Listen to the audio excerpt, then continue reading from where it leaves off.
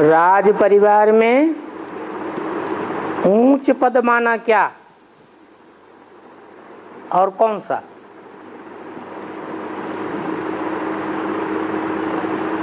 जो राजाओं का परिवार होता है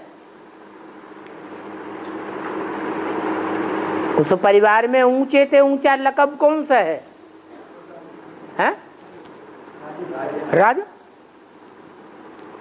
राजा के बाद रानी, रानी के बाद राजकुमार। राजकुमार ढेर के ढेर होते हैं, उनमें भी बड़े और छोटे होते हैं। वो सब मर्तबे हैं। राजकुमारियां भी होती हैं, वो भी मर्तबा है।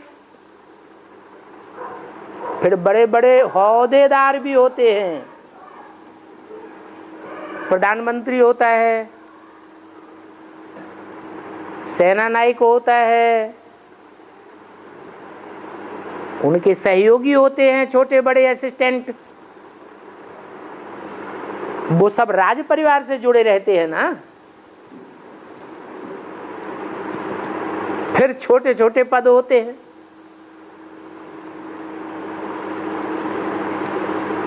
दास दासियां होती हैं, उनकी भी कोई हेड होगी।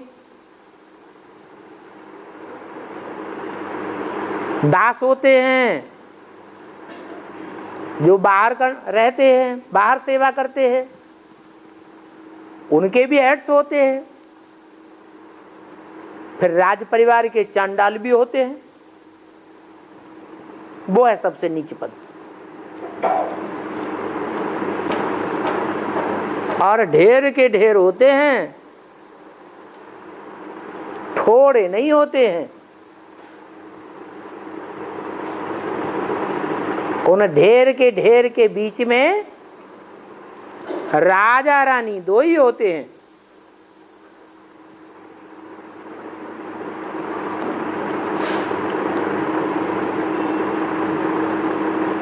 त्रेता के अंत तक राज परिवार में कितने हो जाते हैं? हैं? जो राज परिवारों में उच्च पद पाते हैं उनकी संख्या 16,108 हो जाती है।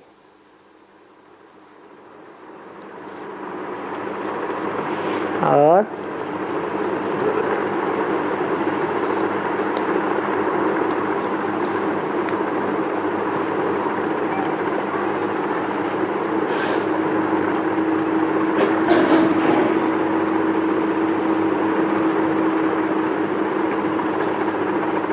बाबा मुझे एकांत में नदी किनारे जंगल झाड़ी हरे हरे वृक्ष बहुत अच्छे लगते हैं। ऐसे स्थान पर बाबा की स्पेशल याद आती है।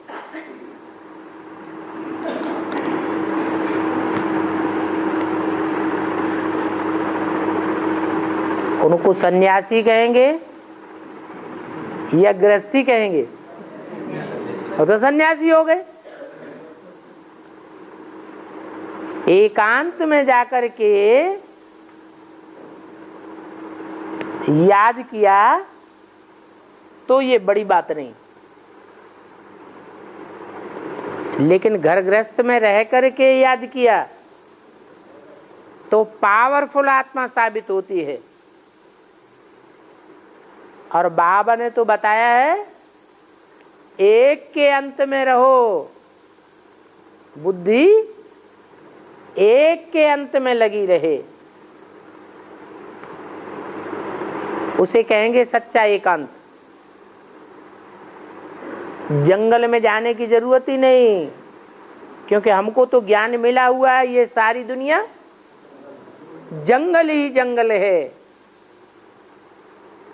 कांटों का जंगल है। अलग से जंगल में जाने की कोई बात ही नहीं।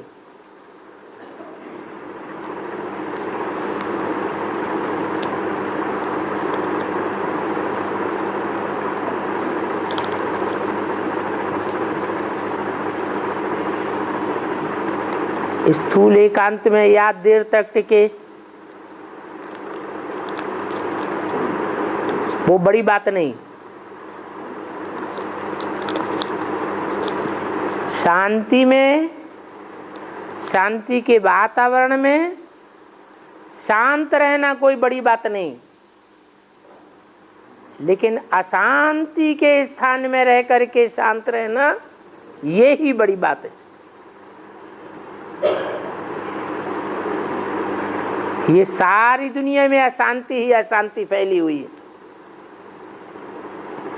उस अशांत दुनिया को पावरफुल आत्माएं शांत कर सकेंगी या भागने वाली आत्माएं शांत कर सकेंगी? तो ऐसा पावरफुल बनने के लिए अभी से प्रैक्टिस करनी है।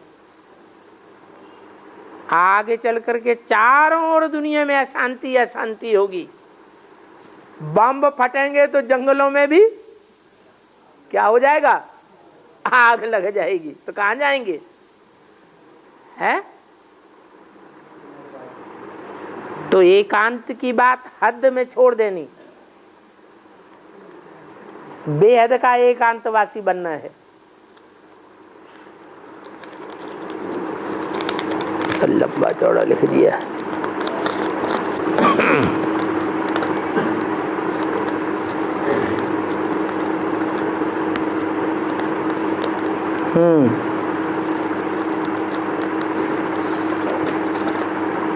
तो आज सब लोग एकांतवासी होके बैठे हैं।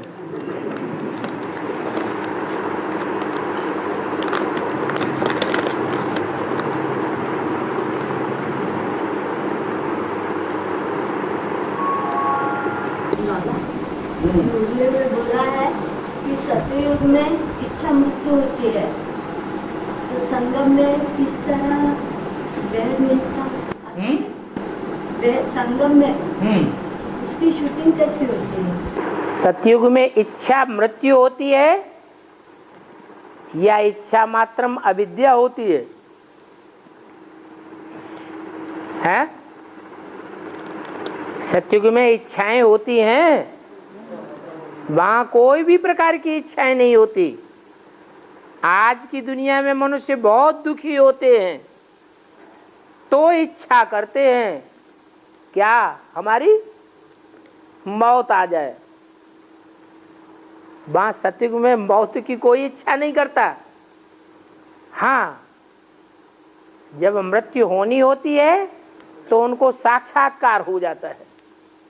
इच्छा नहीं करते लेकिन उनको साक्षात्कार होता है, और साक्षात्कार करके वो बड़े आराम से समंदर के किनारे चले जाते हैं। शरीर छोड़ा और समुद्र आके बहा ले गया, खलास।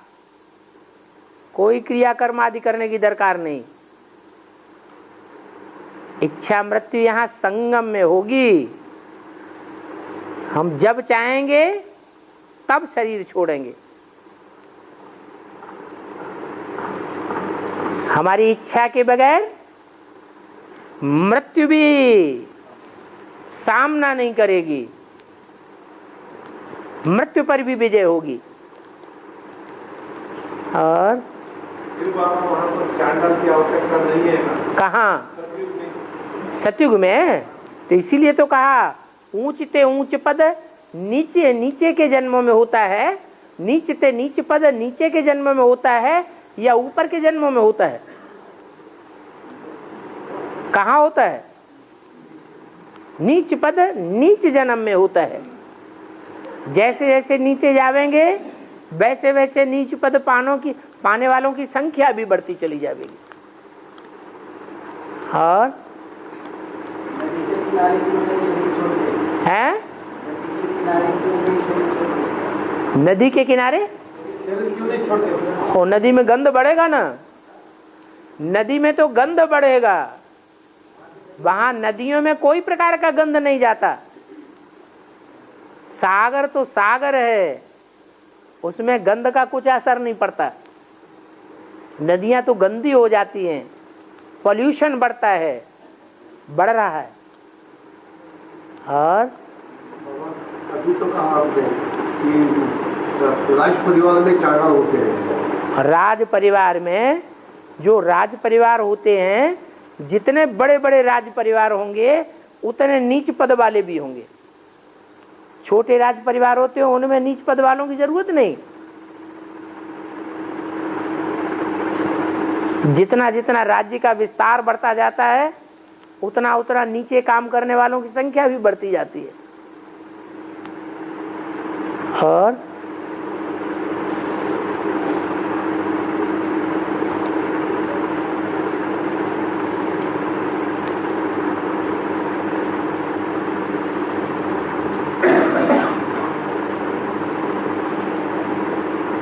इच्छा मात्र अविद्या का अर्थ क्या बाबा? पाना था सो पा लिया, अब हमें कुछ भी पाना शेष नहीं रह गया। क्या? हाँ, जब पा लिया सब कुछ फिर किस बात की इच्छा? तो हो गया इच्छा मात्र अविद्या।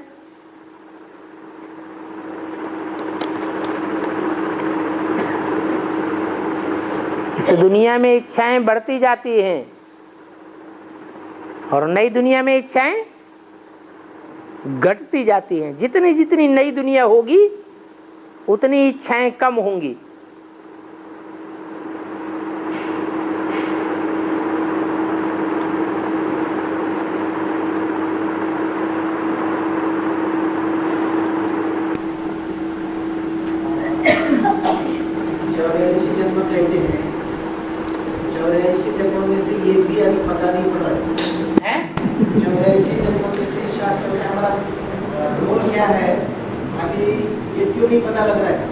क्योंकि देहभान ज्यादा है। देहभान को हम आत्माभिमान के साथ दोनों तराजू में रख करके तौलें। देहभान का पलड़ा नीचे बैठ जाता है और आत्माभिमान का पलड़ा ऊपर उठ जाता है, तो कुछ पता नहीं लगेगा। जब आत्माभिमान बढ़ता जाएगा तो हमारे जन्म भी खुलते जाएंगे।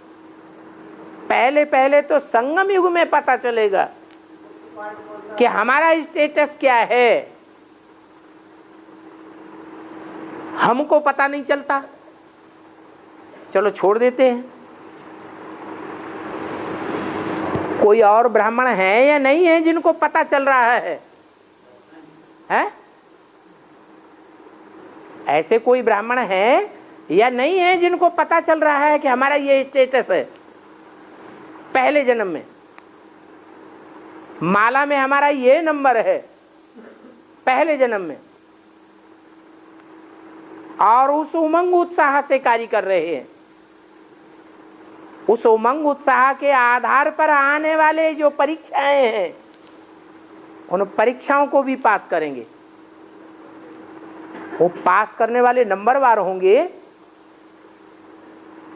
या बिना नंबर के होंगे? उनको अपनी कुर्सी का पता लग जाएगा कि हमारी ये कुर्सी है। वो कुर्सी उनसे उनका पुरुषार्थ करावेगी। वैसे भी दुनिया में कहते हैं जिसको कुर्सी मिलती है वो कुर्सी उसको सब कुछ पहचान करा देती है। हमको पता नहीं चल रहा है, ये बात दूसरी।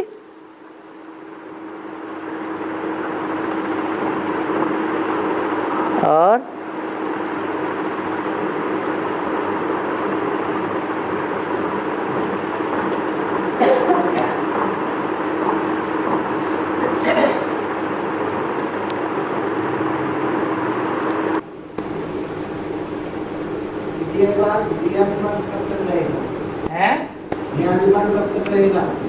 जब तक हम प्रैक्टिस नहीं करेंगे, दुनिया जब तक है तब तक देहभान रहता है। दुनिया जब तक है तब तक देहभान रहता ही है? नहीं, दुनिया रहेगी लेकिन देहभान नहीं रहेगा। आत्मा ऐसे अनुभव करेगी जैसे शरीर ये अलग पड़ा है और मैं आत्मा अलग हूं। ऐसी प्रैक्टिस पक्की हो जाएगी, ऐसी प्रैक्टिस पक्की हो जाएगी कि आत्मा अनुभव करे कि जब चाहे अपना शरीर छोड़ करके दूसरे के शरीर में प्रवेश करके उसकी बुद्धि को घुमा दे अच्छी तरह और अपने शरीर में वापस आ जाए। जिसकी बुद्धि घुमा दे वो एटम बम फोड़ने के लिए मजबूर हो जाए। जैसे कोई में आज भी भूत प्रेत प्रवेश करते हैं तो उनकी बुद्धि को घुमा देते हैं और वो काम करने के लिए मजबूर हो जाते हैं। ऐसा फरिश्ताई शरीर हमारा बन जाएगा।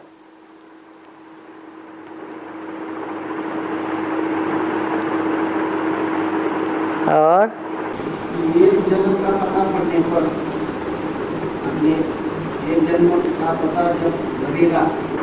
बाबा ने तो बोल दिया मैं बच्चों के बगैर नहीं रह सकता और बच्चे मेरे बगैर नहीं रह सकते। ऐसे कोई बच्चे हैं या बाबा ने झूठ बोल दिया है? अव्यक्त वाणी में बाबा ने बोला ऐसे बच्चे हैं जिनके बगैर मैं नहीं रह सकता और बच्चे मेरे बगैर नहीं रह सकते। उस लिस्ट में हम हैं। चलो हम तो अपने को महसूस नहीं करते लेकिन बाबा ने बोला है तो हैं तो जरूर ऐसे।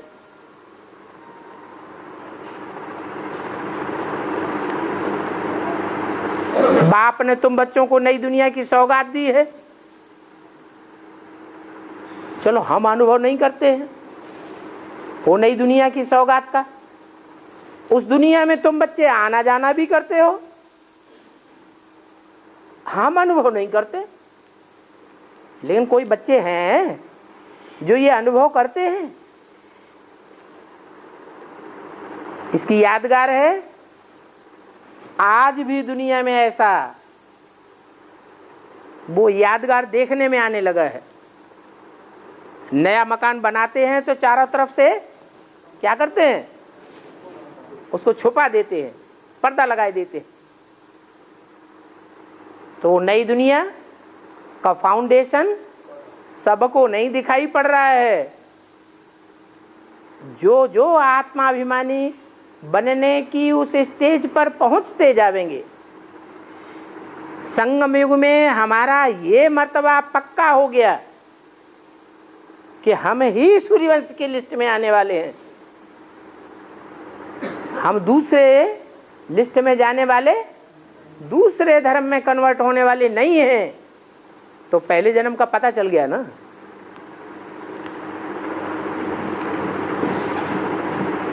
वो ज्ञान ही उनसे पुरुषार्थ कराता है। दुनियादारी, घर संबंधी, मित्र संबंधी सब भुला देता है।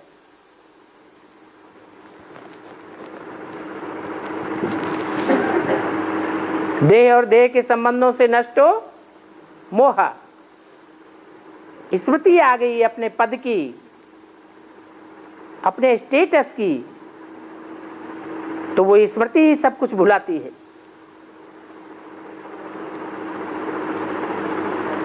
उसे कहते हैं स्मृति लब्धा।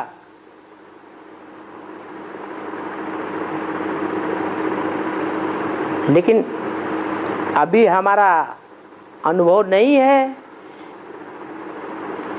तो जो अनुभव आज नहीं है वो अनुभव कल नहीं हो सकता। हो सकता है ना। उसके लिए तरीका आज ही बता दिया, क्या करो है, फॉलो फादर।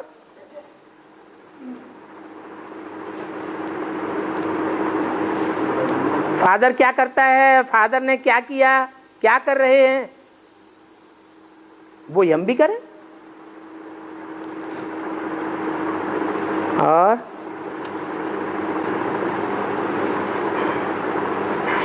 किसी ने पूछा,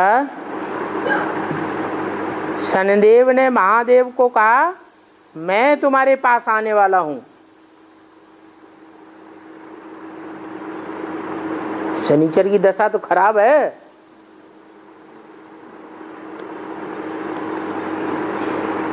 कोई शनिचर के पास आने देना अच्छा समझेगा क्या?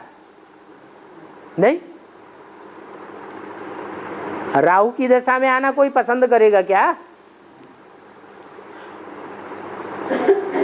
ये तो गिरती कला में ले जाते हैं। तो शनिदेव ने महादेव को कहा मैं तुम्हारे पास आने वाला हूं, तो महादेव ने कहा मेरे पास नहीं आना। तो भी शनिदेव महादेव के पास गए, तो महादेव शनिदेव के आने से पहले ही पर्वतों में छिप गए। इसका क्या मतलब हुआ? क्यों छिप गए हैं? पर्वत माने क्या? ऊंची स्टेज। ऊंची स्टेज में जावेंगे तो माया रावण हमारा कुछ भी नहीं बिगाड़ सकता। नीचे की दुनिया में, नीचे की स्टेज में रहेंगे तो इनका असर हो जाता है। और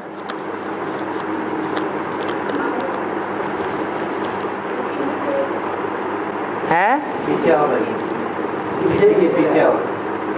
क्या?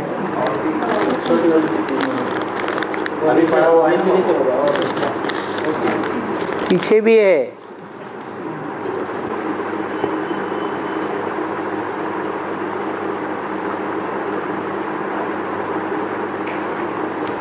रावण की बहन शूर्पणखा राम को कहती है मैं लक्ष्मण के साथ शादी करना चाहती हूं।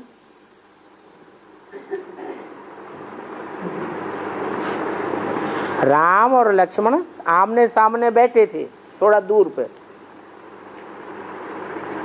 तो शूर्पणखा राम के पास, राम के सामने गई और कहती मैं लक्ष्मण के साथ शादी करना चाहती हूं। तो राम ने शूर्पणखा के पीछे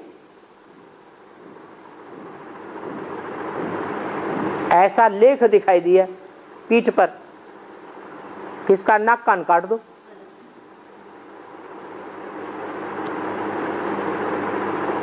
तो ऐसा राम ने क्यों किया?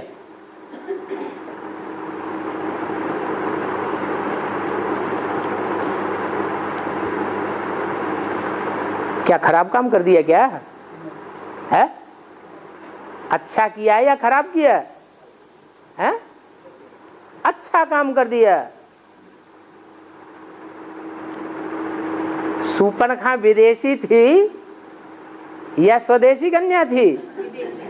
विदेशी कन्या थी। विदेशी कन्याएं तो इधर उधर घूमती ही रहती हैं जंगलों में।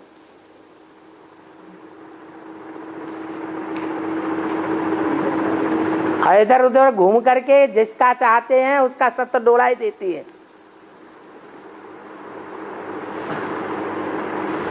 राम तो पक्का स्वदेशी है और लक्ष्मण भी स्वदेशी है। तो उनको इशारा दिया। नाक कान काटने का मतलब क्या है? कि इनकी इज्जत धूल में मिला दो। तो लक्ष्मण ने राम नाक कान काट दिए। इज्जत से बेइज्जत हो गई। ये कोई खराब काम थोड़े हुआ।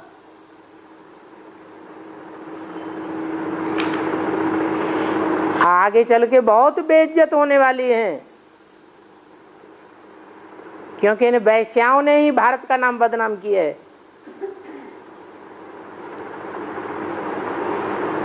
तो जिन्होंने भारत का नाम बदनाम किया है उनको सजा नहीं मिलनी चाहिए? आखिरी जन्म में भी सजा नहीं मिलेगी क्या है? मिलेगी। कान कट गए माने ईश्वरीय ज्ञान उनकी बुद्धि में समाता ही नहीं, क्योंकि कान कटे हुए। नाक कट गई उनकी नाक ईश्वर के और देवताओं के गुण देखती ही नहीं।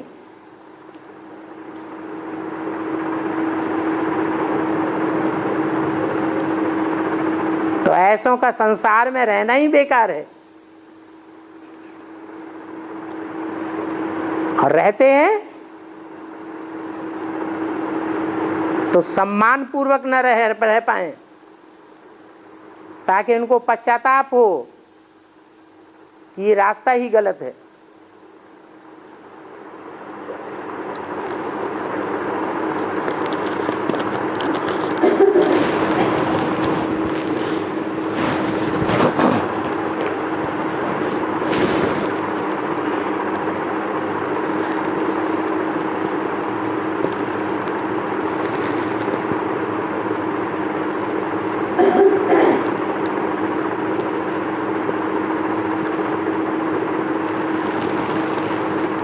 पांडवों का किला बनाने के लिए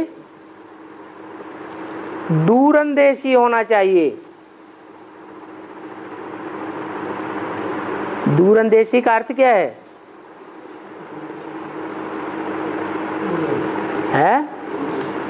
एक होती है नजदीक को देखने वाली बुद्धि, और एक होती है दूर की बात सोचने वाली बुद्धि। तो बुद्धि ऐसी होनी चाहिए जो दूर की बात को भी समझे। किला किसे कहा जाता है? संगठन को किला कहा जाता है। संगठन बनाने के लिए जो परिवार के भांति हैं, उन परिवार के भांतियों की छोटी छोटी गलतियों को पकड़ करके तिल का ताड़ नहीं बनाना है। वो क्षुद्र बुद्धि की बात, दूरंदेशी बुद्धि नहीं कहेंगे। जब बता दिया ये हमारे परिवार के हैं, तो आज नहीं तो कल सुधर ही जावेंगे। जैसे बाबा ने बोला है, वरदान दिया है हम बच्चों को, तुम्हारे परिवार के सब भांति ज्ञान में चलेंगे, सारा ही ईश्वरीय परिवार बन जाएगा। तो जब मालूम है कि ये हमारे परिवार के भांति हैं, तो उनके साथ व्यवहार सलूक अच्छा करना चाहिए, या उन्हें घृणा की दृष्टि से देखना चाहिए। अच्छा व्यवहार करना चाहिए। वो तो अज्ञानी है। जैसे छोटा बच्चा कुछ नहीं जानता है, कुछ नहीं समझता है, तो उसके साथ कैसा व्यवहार किया जाता है?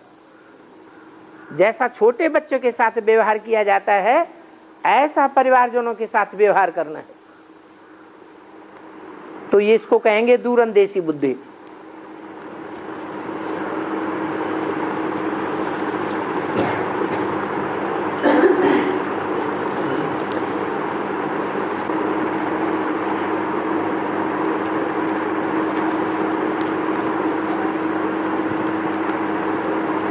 यहाँ के ज्ञान रतन वहाँ के स्थूल रतन बन जावेंगे।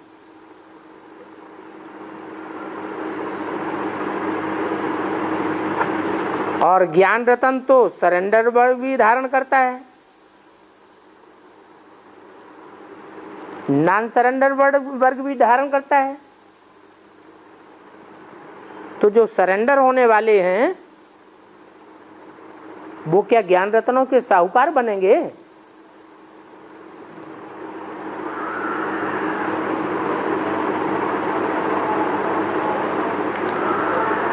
सरेंडर होने वालों के लिए क्या बोला है?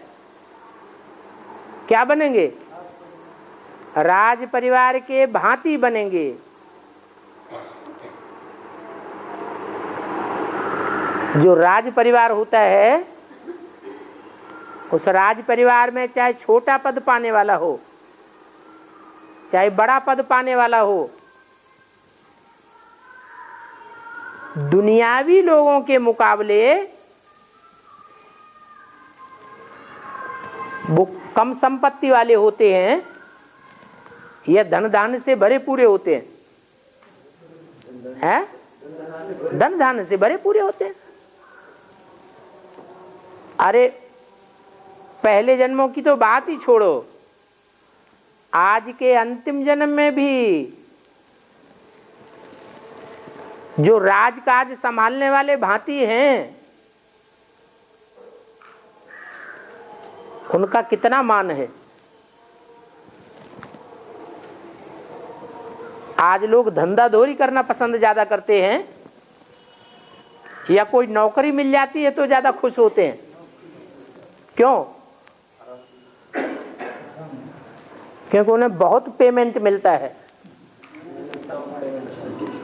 प्राइवेट दुकानों में, प्राइवेट कारखानों में काम करने वालों को इतना पैसा नहीं मिलता है।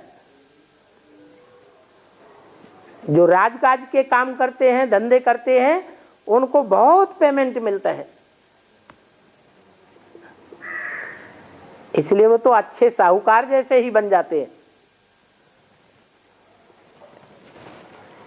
इसलिए साहूकारों से सरेंडर्ड वर्ग की तुलना नहीं करना चाहिए। सरेंडर होने वालों में अगर दास दासी भी बनते हैं राज परिवार के, तो भी कम पैसा पाने वाले हैं या ज्यादा पैसा पाने वाले होंगे? ज्यादा पैसा पाने वाले।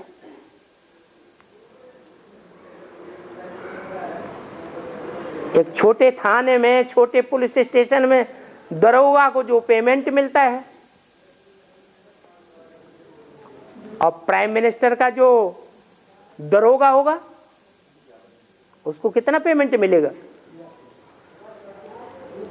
छोटे से ऑफिस में ड्राइवर होता है, उसको जो पेमेंट मिलता है, उसके मुकाबले राष्ट्रपति का जो ड्राइवर होगा उसको कितना पेमेंट मिलता होगा? बहुत ज्यादा पेमेंट मिलता है। तो सरेंडर्ड वर्ग की तुलना दुनिया के जो साहूकार हैं उनसे नहीं की जा सकती।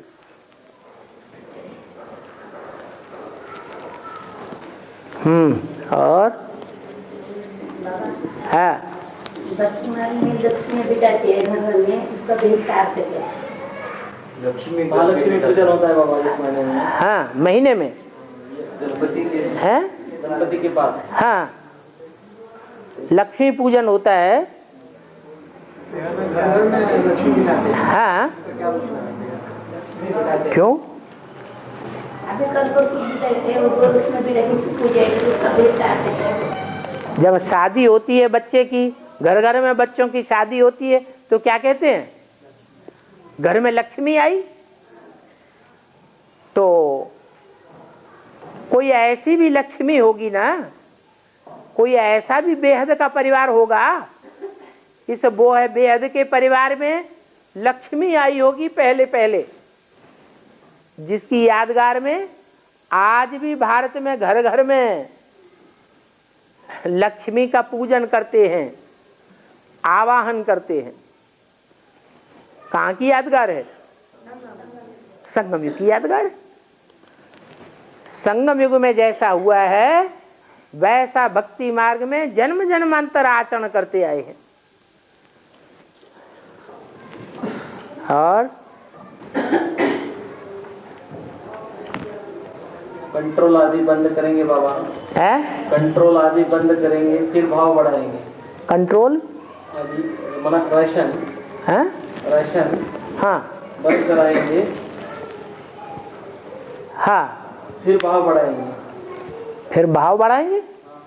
अरे राशन बंद करने की बात क्या है? आजकल तो भ्रष्टाचार इतना बढ़ गया है कि राशन की दुकान वाले जो दुकानदार हैं वो सारा राशन पहले ही ब्लैक में बेच देते हैं। तो राशन तो पहले ही बंद हो चुका।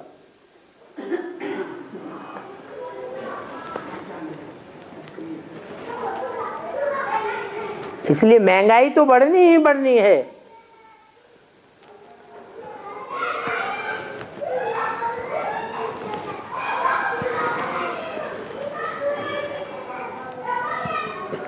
जितना बीमारी बढ़ेगी, जितना हम बीमार पड़ेंगे, उतना हमारे धर्मराज की सजा कम होगी।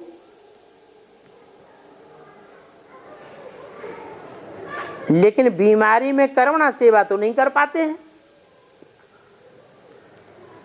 तो क्या धर्मराज की सजा कर्मणा सेवा न कर पाने के कारण ज्यादा भोगनी पड़ेगी? है? बीमार पड़ते हैं तो कर्मणा सेवा करने का ज्यादा मौका मिलता है या वाचा सेवा करने की ज्यादा मौका मिलता है या मनसा सेवा करने का ज्यादा मौका मिलता है? कर्मणा सेवा से भी ज्यादा ताकतवर है वाचा सेवा, और वाचा सेवा से भी ज्यादा ताकतवर है मनसा सेवा। तो जो बीमार पड़ते हैं कम से कम गोलियां खा करके, इंजेक्शन लगा करके मनसा सेवा तो कर सकते हैं। वो मनसा सेवा की कोटि ताकत वाचा सेवा से और कर्मणा की सेवा से कई गुनी ज्यादा है। वैसे तो मौका ही नहीं मिलता है मनसा सेवा करने का, फ्री रह ही नहीं पाते हैं। लेकिन जब हॉस्पिटलाइज हो जाता है आदमी तो उसको ढेर सारा टाइम मिलता है।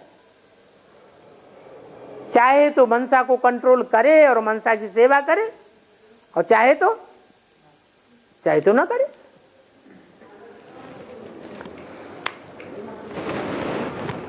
बाबा, पाकिस्तान का प्राइम मिनिस्टर जो है उसने कहा हमारे पास कि 2 महीने का ही धन है जो हम लोगों को पेमेंट कर सके। है 2 महीने का ही पैसा है हमारे पास। 2 महीने का एक पैसा? 2 महीने का ही हमारे पास बजट है जो लोगों को हम दे सके। है तो बेहद में क्या है लोग उसका हद में जो पाकिस्तान का प्राइम मिनिस्टर है वो कहता हमारे पास 2 महीने का ही धन है जो हम पगार दे सके। ब्राह्मणों की दुनिया में एक है हिंदुस्तान और एक है पाकिस्तान। पाकिस्तान में किसका राज्य होगा? कौन सी कौम का राज्य होगा? है? अरे कौन से धर्म वालों का राज्य होगा? है? मुसलमानों का, इस्लामियों का राज्य होगा। तो ब्राह्मणों की दुनिया में 2 ग्रुप है। उन 2 ग्रुप में ऐसा ग्रुप कौन सा है जहां पहले भी मुसलमानों का राज्य था, आज भी मुसलमानों का ही राज्य चल रहा है? भीख मांगते रहते हैं मुसलमान। भीख मांगना, हत्या करना, डकैती डालना, ये किसका काम है? जोर जबरदस्ती करना किसका काम है? मुसलमानों का काम है। उन मुसलमानों के देश में कोई प्राइम मिनिस्टर भी है।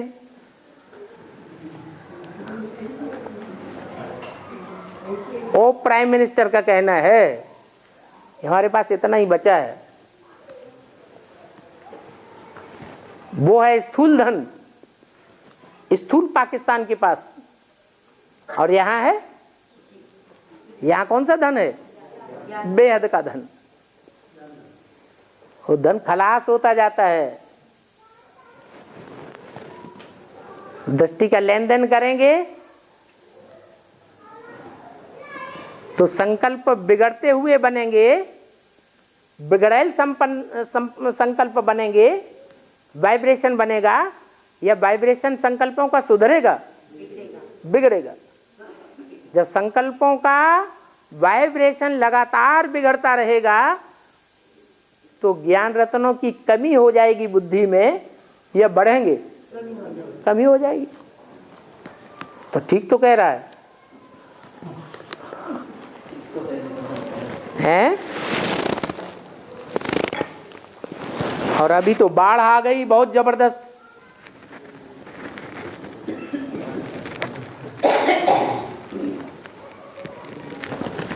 बेहद की नदियों में भी जब ज्यादा बाढ़ आती है तो देह अभिमान की मिट्टी मिल जाती है कि नहीं पानी में?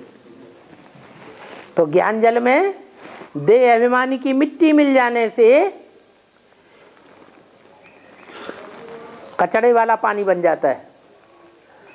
और उस पानी की बहुतायत अगर हो जाए, बाढ़ आ जाए, तो फिर सारे बोड़म बोड़ होंगे या जिंदा बचेंगे? बोड़म बोड़ होंगे। बेसिक में जितने ज्ञान में निकलते हैं उससे ज्यादा तो टूट रहे हैं।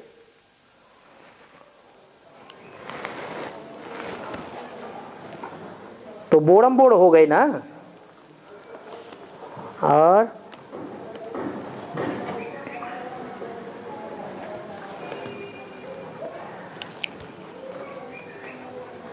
शिव बाप मुकर्रर रथ में निरंतर रहते हैं क्या?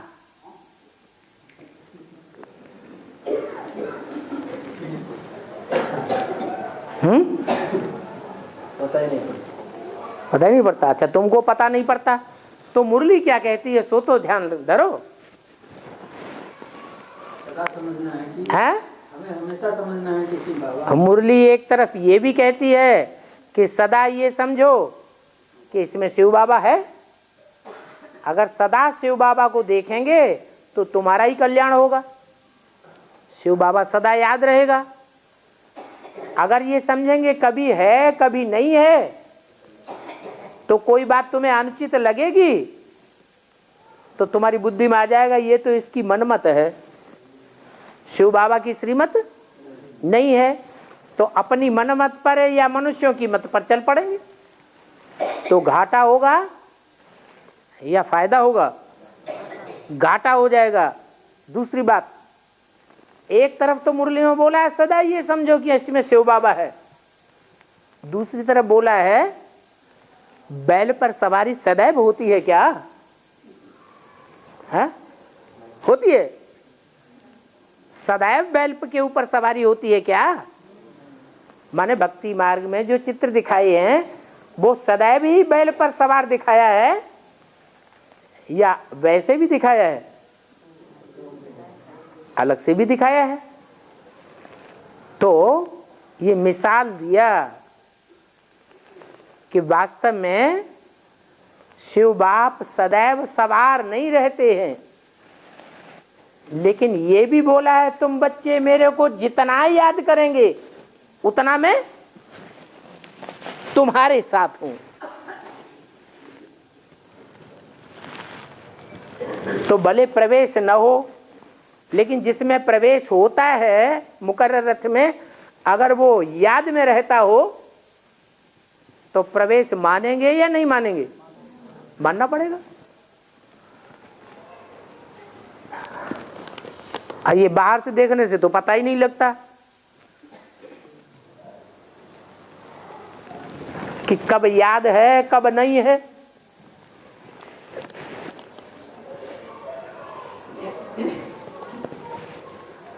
तो अनुमान करने की तो बात ही नहीं होनी चाहिए, क्योंकि अनुमान से तो नुकसान हो जाता है। और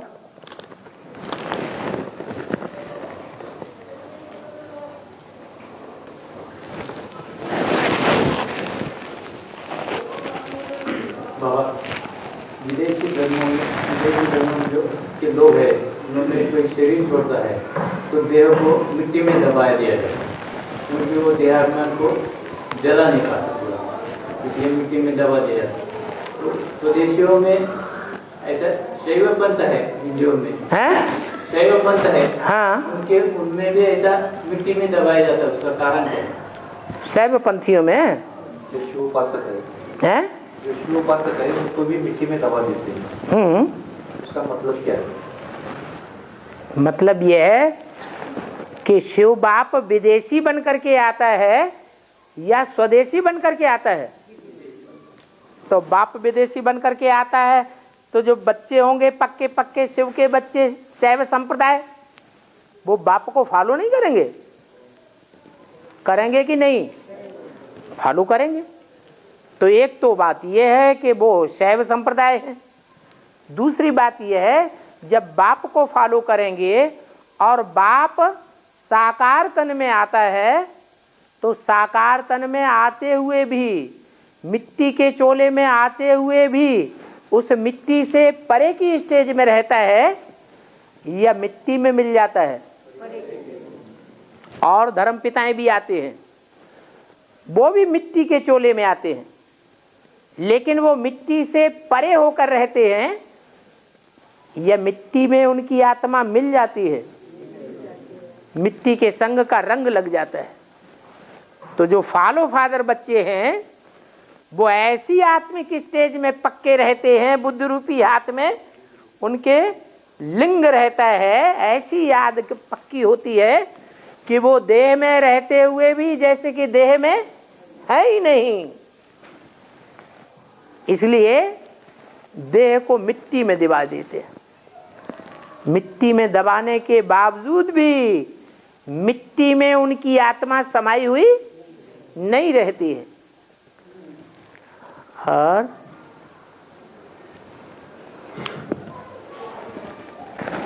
जब शरीर छोड़ते तो भी हाथ में लिंग रख के उनका मिट्टी में दबा देते हैं।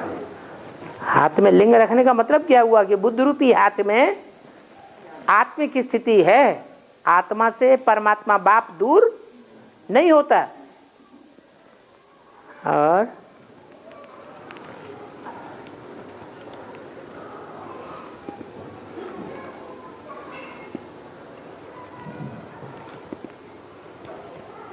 दूसरे धर्म वाले मिट्टी में दबाते हैं, उसका तो कारण ये है कि जब सृष्टि का अंत होता है तो और धर्म की आत्माएं देवान की मिट्टी में ही दबी रहती है, आत्मिक स्टेज का पक्का पुरुषार्थ कर ही नहीं पाती, देवान की मिट्टी में ही दब जाते हैं, खत्म हो जाते हैं। इसलिए उनके संप्रदाय में यही परंपरा चलती है कि जब मरे तो मिट्टी में दबा दो। और जो पक्के भारतवासी है, भारतवासियों में क्या परंपरा चलती है? यही परंपरा चलती है कि जब मरे तो देह रूपी मिट्टी को भी क्या करो, जला दो, नाम निशान भी न रहे देवान का, ऐसी स्टेज बना लेनी है। तो ये संगम युग की यादगार है। जो पक्के देह भारतवासी हैं वो ऐसी आत्मा की स्टेज में पक्के हो जाते हैं कि देहवान की मिट्टी जल जाती है, सारा देहवान भस्म हो जाता है। इसलिए यादगार में हिंदू जलाते हैं और विदेशी मिट्टी में दबाते हैं।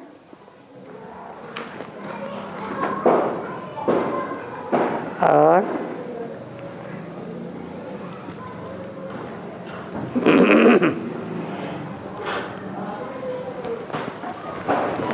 ओम शांति।